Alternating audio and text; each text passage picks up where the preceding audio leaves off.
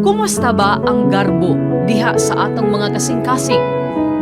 Kanus aba ang ulahing higayon nga gipaubos nato ang atong kaugalingon aron serbisyohan og alagaran ng uban. Sa Biblia, sa Juan kapitulo 13 bersikulo 14 ngadto sa 16, mao kini ang gisulti ni Jesus. "Un ako man gani nga inyong Ginoo ug magtutudlo, naghugas sa inyong mga tiil. Angayan usab nga maghinugasay kamo sa inyong mga tiil.